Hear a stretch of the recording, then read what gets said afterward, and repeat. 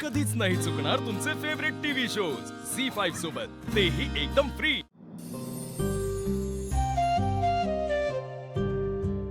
अरे वा, चित्र काढतायत का? छान छान छान, बघू बघू। अरे वा, आजी तू काय करतेस? अगं मी पालेभाजी निवडते, पौष्टिक असते ना। पालेभाजी? अहो म्हणजे लिफी व्हेजिटेबल्स टीचरने शिकवलंय की नाही? हा, लिफी व्हेजिटेबल खाल्लं की पण स्ट्रॉंग होतं. अगदी बरोबर, पालेभाज्या खाल्ल्या ना की आपण कधी आजारीच पडत नाही। हा आजी मी पण करू? तू निवड ना। हा. मी शिकवते। हे घे हातात धर। हे बघ काय करायचं माहितीये का? हे असं धरायचं आणि खुडायचं। असं?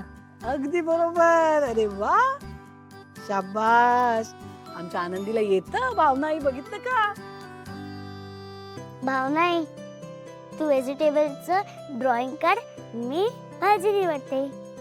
हे छान आहे बरं का। म्हणजे आनंदी भाजी निवडणार, आजी भाजी बनवणार आणि आनंदी ती खाऊन अशी एकदम ताकदवान होणार, हो की नाही? पण भावना भरवणार तरच मी खाणार. मी नक्की भरवेन तुम्हाला. थँक्यू भावना.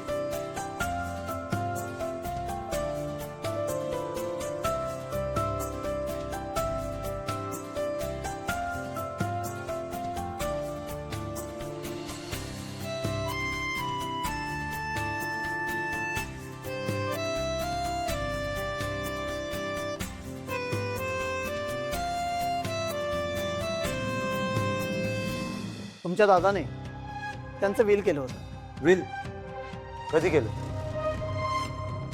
त्यांच्या लग्नाच्या 3 दिवस आधी।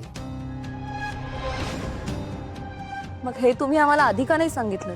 हो, कारण श्रीकांत सरांची तशी इच्छा होती।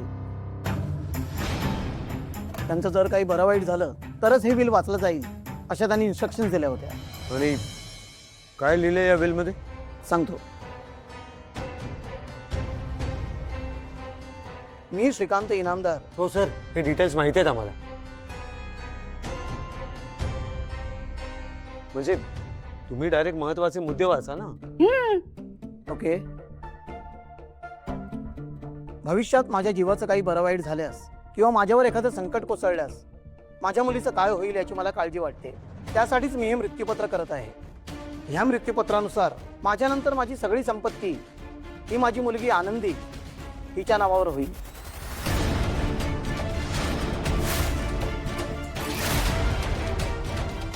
आनंदी 18 वर्षाची झाल्यावर ती या सगळ्या संपत्तीची कायदेशीर वारसदार असेल।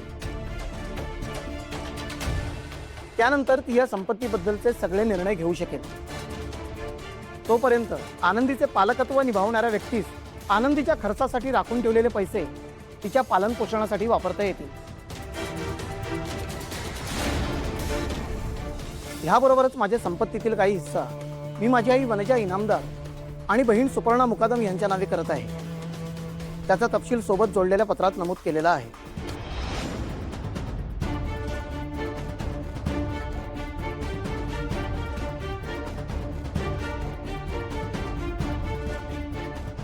या व्यतिरिक्त इतर कोणत्याही प्रकारे घरातील इतर कुठल्याही सदस्याला माझ्या संपत्तीचा उपभोग घेता येणार नाही। सदर अटींचे पालन न झाल्यास माझी संपूर्ण संपत्ती मी नमूद केलेल्या अनाथ आश्रमाला दान करण्यात यावी।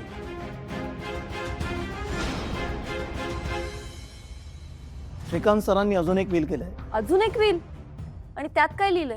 ते आता नाही वाचता येणार।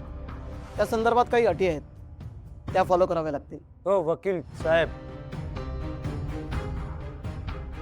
तुम्ही वाचा. दादांनी निश्चितपणे असं तर लिहिलं नसेल ना की आमच्या समोर वाचायचं नाही म्हणून. तुम्ही प्लीज वाचा. सॉरी, पण श्रीकांत सरांनी सांगितल्याप्रमाणे ते विल आज नाही वाचता येणार. श्रीकांत दादाला काय कळणार आहे की त्या विलचं वाचन झालं का नाही झालं ते? म्हणजे दादा नाहीच आहे ना आता. तुम्ही वाचा ना प्लीज, रिक्वेस्ट आहे. नाही जमणार सर. ते विल कधी आणि कुठे वाचायचं त्या संदर्भातल्या सगळ्या अटी त्या विल बरोबर जोडलेल्या आहेत. आणि तसेही त्या विलचं वाचन करताना आनंदी आणि त्याचबरोबर पोलिसांचं उपस्थित असणं बंधनकारक आहे.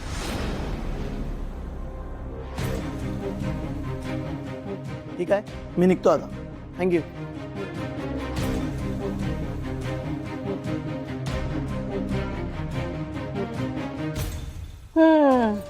ह्यांच्या नशिबाचा ठणठण गोपाळच केलाय.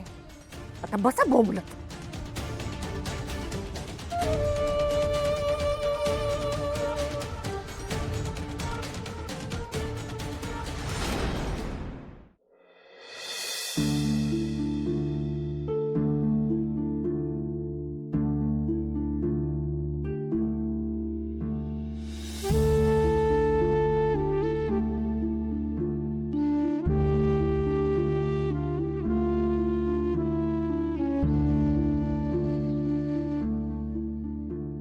अहो, हे सगळं काय चाललंय हो?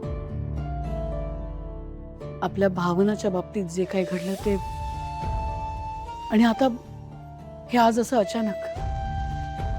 लक्ष्मी, खरंय तू म्हणतेस ते, पण एवढी काळजी करू नकोस. हे बघ लक्ष्मी, त्या जयनने जान्हवीला कॉलेजमध्ये पाहिलं, त्याला ती आवडली आणि त्याने सरळ आपल्या जान्हवीला मागणी घातली. इतकंच घडलंय का? लक्ष्मी, हा काळ बदललाय, आपणही बदलायला हवं. दुसरं काय? आणि लक्ष्मी, तो आपल्या घरी आला आणि त्याने रीतसर आपल्या जान्हवीला मागणी घातली. मला वाटतं आता आपण जरा विचार करूया, शांतपणे विचार करूया आणि मग काय तो निर्णय घेऊया. आई, आई, विश्वा त्याच्या गावी गेला होता, त्याच्या आईने हे दिलं. जान,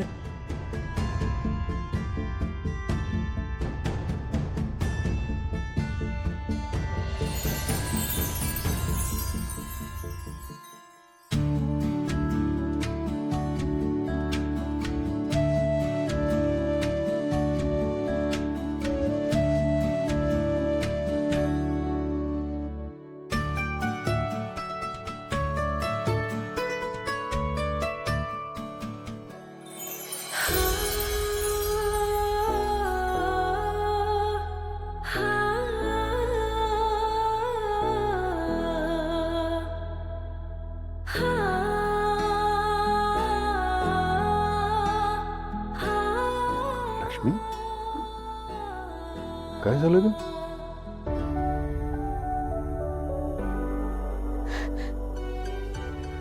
माहेरची आठवण आली हो. वहिनी बनवायची ना, अगदी तशाच नारळाच्या वड्या आहेत ह्या. तीच चव आहे.